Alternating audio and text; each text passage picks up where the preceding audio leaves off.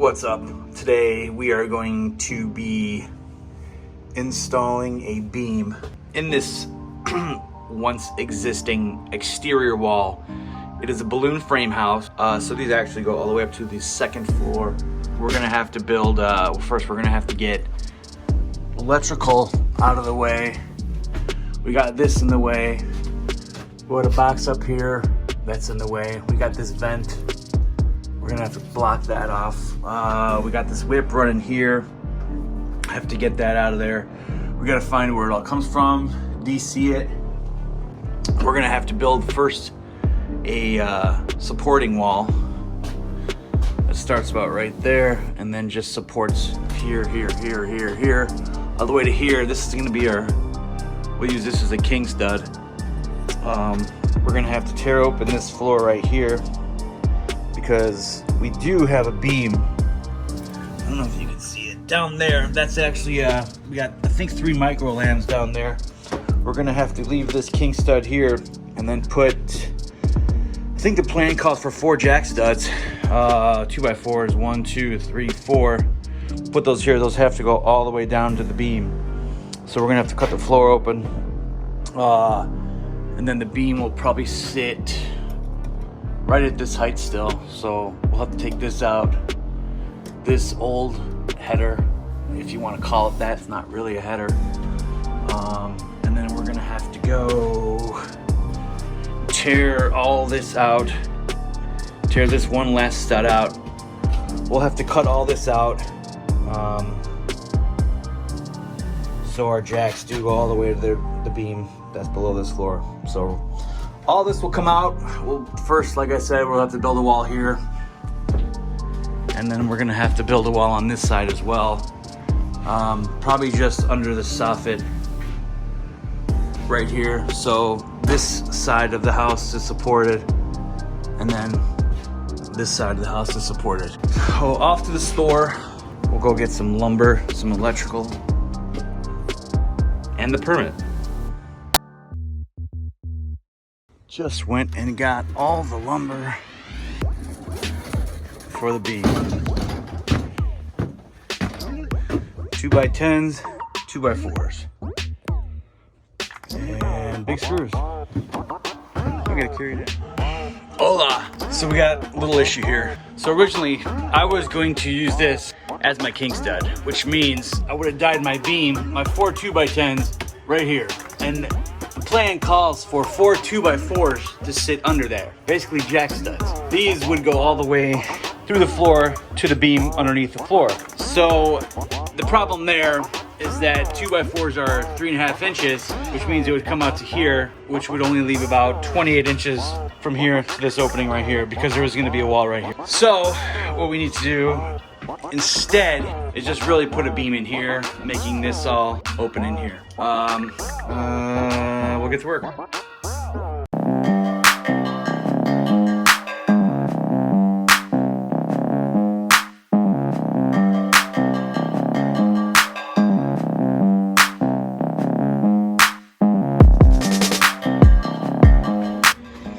We have our supporting temporary walls framed out. Basically the theory on this is, since this is load bearing, we're gonna take this out. The theory is this wall here now supports the joists that run this way into this beam up here, this wall that's basically holding up the second floor here. So we have one on this side holding this side of the house up, and then this side here, we built under the soffit like so. Under these studs, stud here, stud there, stud there, stud there, holding up basically this wall here, holding up the roof line here. So now, once we take this wall out here, everything is supported. The next step here we're gonna start tearing out all this wall. That plywood, this drywall, this beadboard's coming out, basically everything. This framing, gotta move back that's actually the supply for the bathroom here. So we gotta relocate that probably in the soffit once this wall's gone. DC this, get that switch out of there, open up the floor and get this all open now that we're safe, hopefully. All right, so we got most of this wall out. Now I'm seeing that I actually have to go all the way to this stud here because this header here this ends on something, well, it's not really on anything, but it's attached to this balloon frame, which is existing. But this side's not on anything anymore. And I need a post or a beam to go from this to this. I gotta have studs here going all the way down to the beam below the first floor here. That's not possible because I can't have a header just dying into nothing. So now I'm gonna have to go all the way to this stud here, this existing stud here. I'll use that as my king. So the problem is if I do that, if I have 3.5 inches on this, because I gotta have 4 studs here, 1, 2, 3, 4. This brings this wall 3.5 inches. And if I have a wall going here, this only leaves me with 28-inch opening from here to here. Not enough for whatever. There's a washer and dryer in here and the furnace is there. So 28 inches isn't really, they won't cut it. So now I actually have to take down this angled wall here. Original plan, bring my header all the way to here from this corner here. So I'll have to take this one out, and take this angled wall out here, all for 2 inches, just so I can gain 2 inches and put my beam all the way to this original stud here. Total mess. This is why it costs so much. Look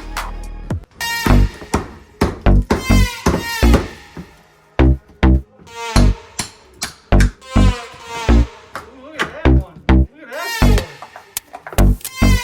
That is some good looking shit. See it? Yeah, it's beautiful. Yeah, it is.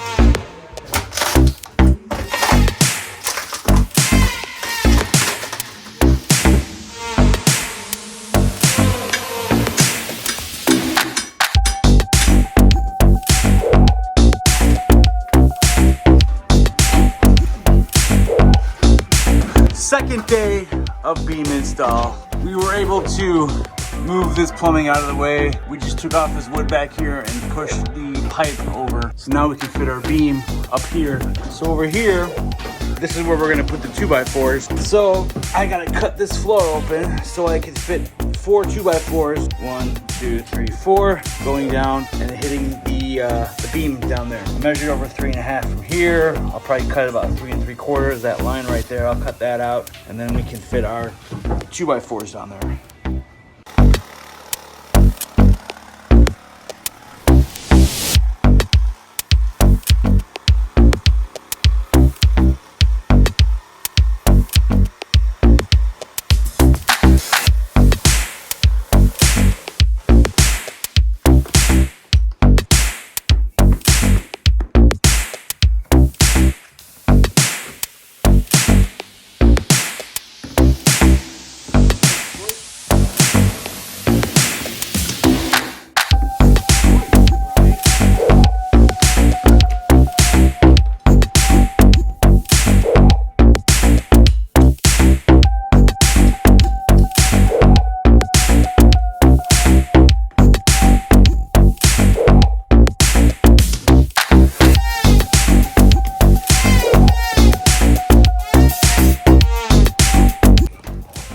So, good situation. Those are actually floor joists of the floor we're on.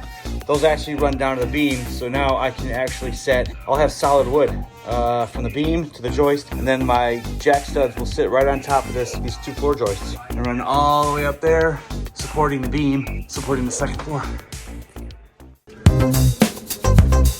So we just cut all the studs out. That's cut out. This one's cut out. So now we have totally open. We threw these in just for added why not? Those are, yeah, doing something. But we're installing a 9.5 inch beam, 9 1/4. They're 2x10s, but they're measuring 9 1/4. I'm gonna cut all these at this height, this one at this height, that one at the same height. Once we get our post in, we'll just set the beam in, and then that should rest right on top of the new 2x10s, and then we're good.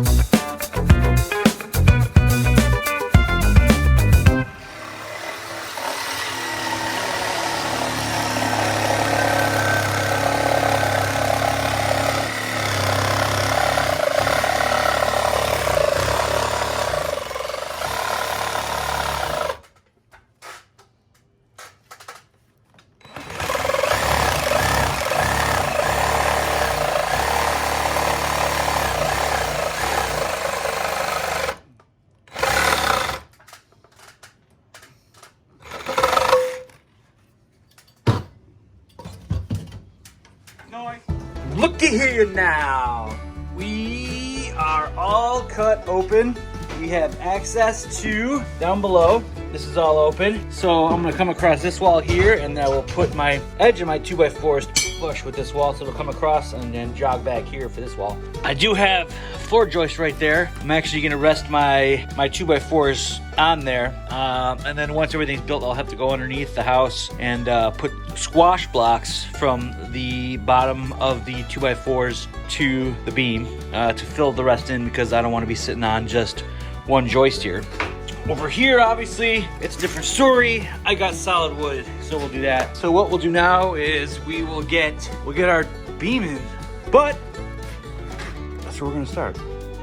See that? Beam is in. See that?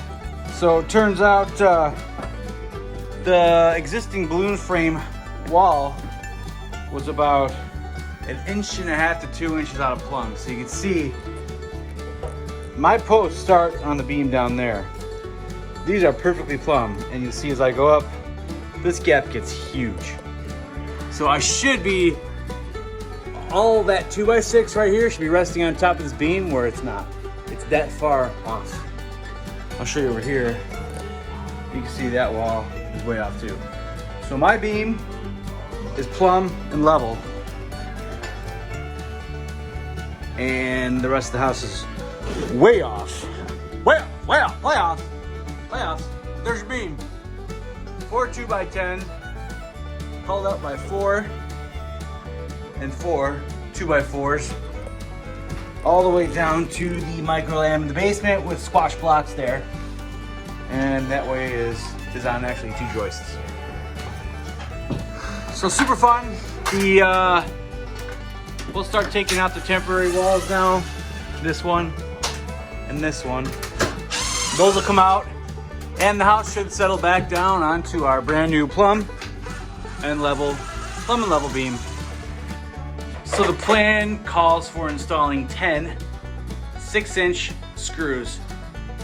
They wanted waffle head, but I got the big boys. I got the ones with the washer and the bolt. So what I gotta do is get the 3/4 inch spade bit and then pre-drill here, everywhere I want to screw, because I'm putting drywall right onto here, and if I have this sticking out, that obviously will stop the drywall from fitting on there nicely. So I'll pre-sink them just like this, so the spade bit allows me to do that. I'll just drill a little hole right there, just enough to swallow the head. Swallow the head, thank you.